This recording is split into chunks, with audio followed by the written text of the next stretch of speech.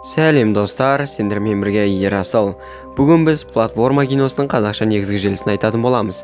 Бұл видео бұрындары жүктелген болатын, бірақ YouTube блоктап тастады. Біз енді оны қайта жөндеп салып үстіндеміз. Және достар, біз жаңа видеолар дайындап жатырмыз, өте қызықты және жаңа жанрмен. Сондықтан да күте тұрыңыздар, олаған кішкене ұзақ уақыт керек болып тұр. Сондықтан сәл шыдай тұрыңыздар. 100-ден астам қабатты түрме. Бір қабатында тек бір бөлме ғана болады. Бір бөлмеде тек 2 тұтқын ғана болады. Және де барлық бөлменің ортасында осындай 4 бұрышты тесік бар. Осы тесіктен күніне бір рет қана бір стол тамақ түседі. Әр адам өз бөлігін жесе, ең астыңғы бөлмеге де тамақ жетеді. Бірақ үстіндегілер тек өзін ойлап өте көп жеп алады. Сондықтан астына мүлдем тамақ бармайды. Тіпті астыңғы қабаттағыларға бір ай бойы мүлдем тамақ келмейді. Және де осы түрме әр ай сайын тұтқындардың орнын ауыстырады. Сіз бірінші айда бірінші қабатта болсаңыз, екінші айда 100-ші қабатта болуыңыз да әбден мүмкін. Және де астыңғы қабаттағылар аштықтан өліп, бір-бірінің етін жеп дегендей сұмдық нәрселерді жасайды. Жалпы осы оқиға қаншалықты қызық болуы мүмкін? Бұл оқиғаның соңы немен бітеді? Сізге қызық болса, дәл қазір лайк басып қойыңыз, және де біздің арнаға тіркелуді ұмытпаңыз. Мына қызыл батырманы басып, жаңа шыққан мына қоңыраушаны басып қойыңыз. Сонда сіз біздің жаңа шыққан видеолардан қалыс қалмайсыз. Ал енді біз видеоны бастайық.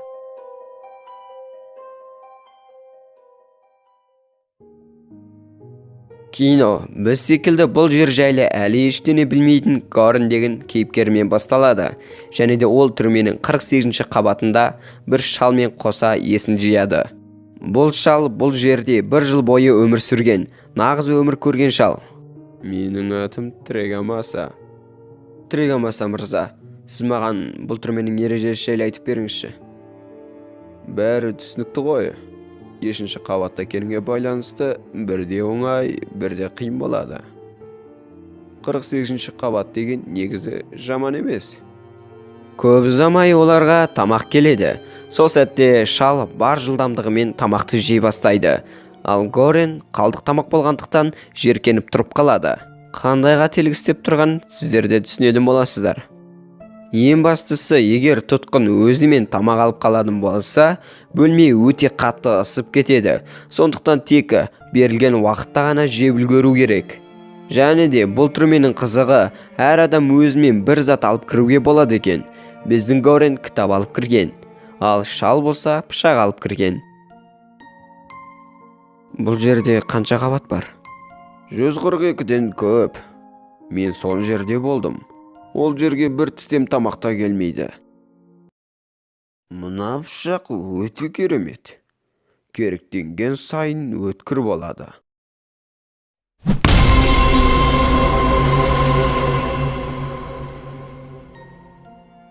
Кейбір адамдар бұл жерде көп болып, бұл жерде түсіне алмай психикалық ауытқуға ұшырап, өз-өзіне қол жұмсайды екен. Ертеңінде тамақпен қоса бір қыз түсіп келеді. Оған мән берме. Ай сайын қызын іздеп келеді.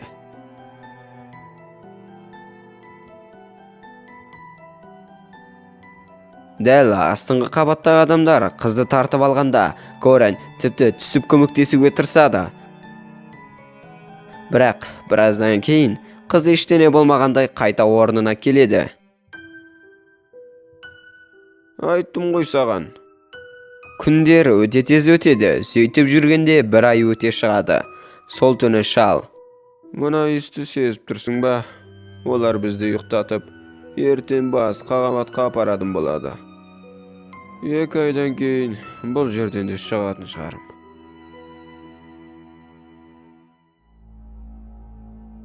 Ертеңінде олар 171-ші қабатта болып шығады.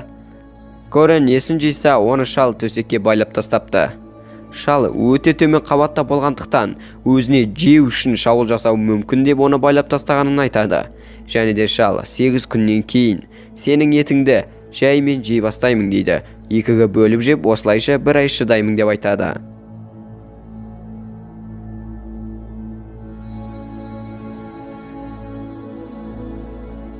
Сөйтіп 8 күннен кейін шал пышақталып, жігітті кесе берген кезде әлгі қыз столмен қоса түсіп келеді.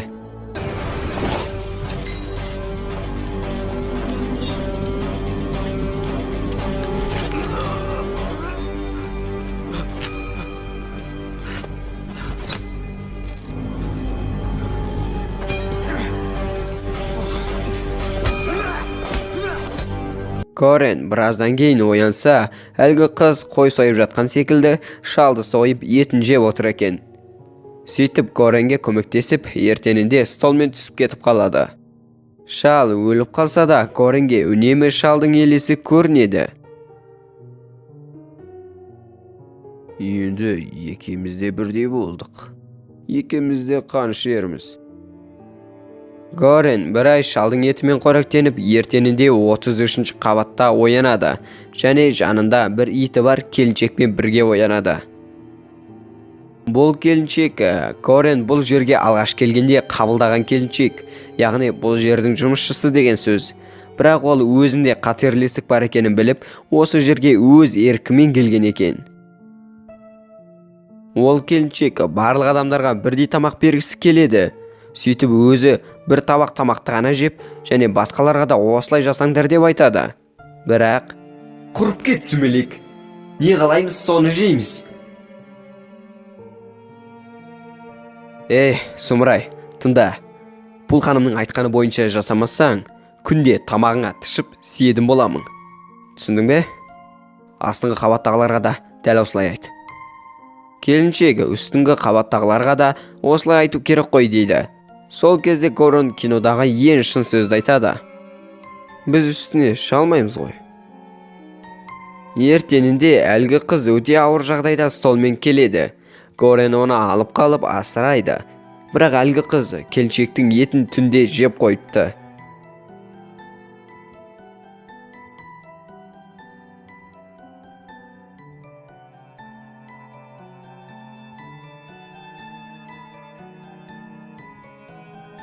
Осылай бір ай өтеді. Корен есін жиса, ол 202-ші қабатта екен. Және әлгі қыз өліп қалған екен. Корен тағы да әлгі шалдың елесін көре бастайды. Амал жоқ, Корен қыздың етімен тамақтануды бастайды.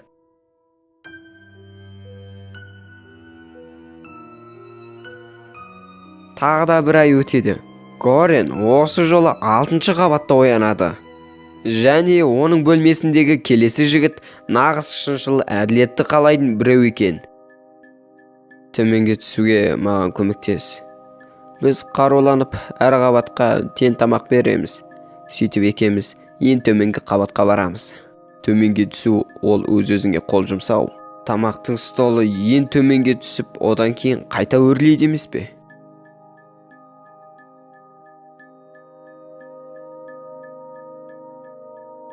Олар осылай келісіп, ертеңінде столға отырып төмендейді.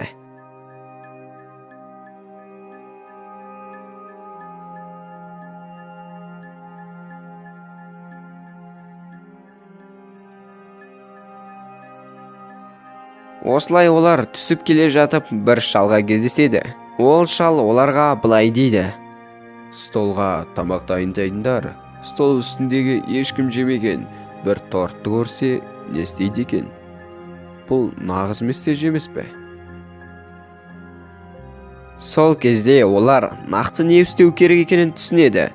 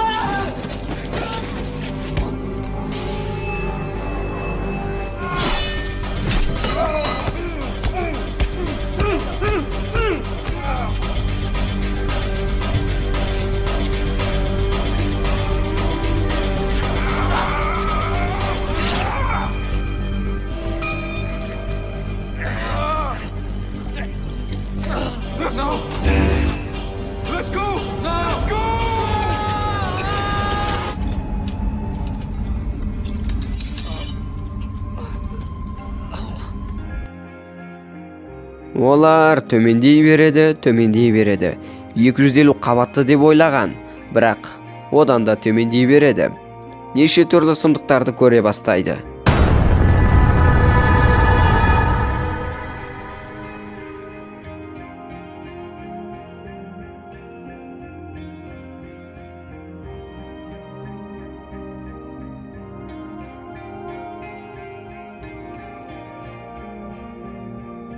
Тортты қорғауымыз керек. Торт нағыз месседж. Тортты қорғауымыз керек. Ол нағыз месседж. Олар 33-ші қабатқа келіп тоқтайды.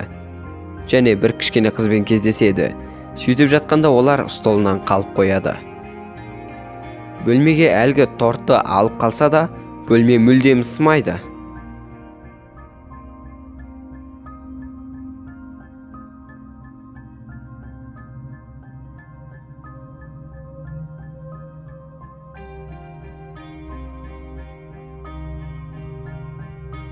Корен, оян. Ол қыз нағыз месседж. Сөйтсе, бұл түс екен. Корен шын оянса, қара жігіт қан көп жоғалтып өліп қалған екен. Корен соңғы күшін жинап, қызды столға отырғызып, ең төменге түседі.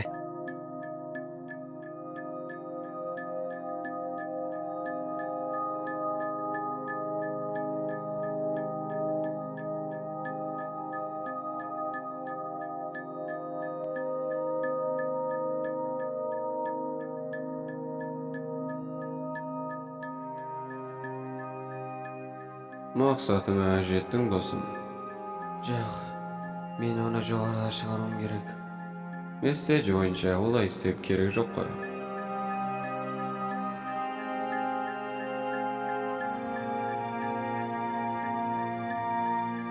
Ол қыз нағыз месседж. Иә, ол қыз месседж.